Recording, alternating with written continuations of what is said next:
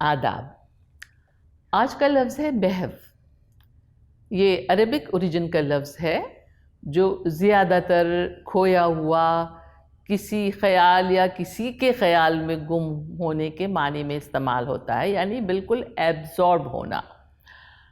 جیسے کہتے ہیں کہ وہ اپنے کام میں اتنا محو تھا کہ میں اس کے کمرے میں گیا اور کھڑا رہا مگر اسے پتہ ہی نہیں چلا، میں چپ چاپ وہاں سے واپس چلا آیا۔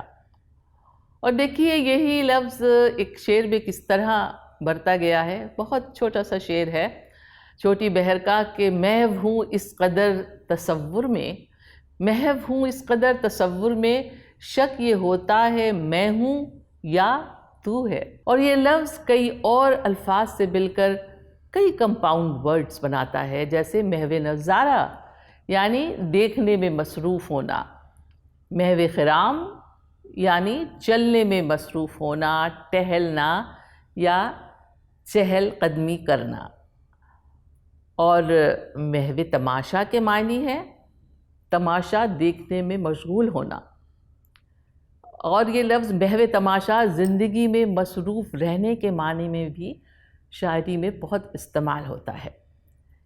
ایک شعر سن لیجئے۔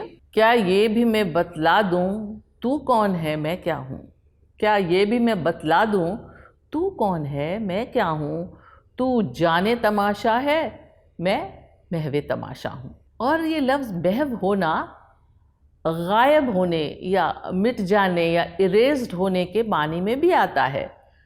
جیسے کہتے ہیں کہ اس سے ملے ہوئے اتنے برس ہو گئے کہ اس کی شکل بھی ذہن سے دماغ سے محو ہو گئی، یعنی اریزڈ ہو گئی۔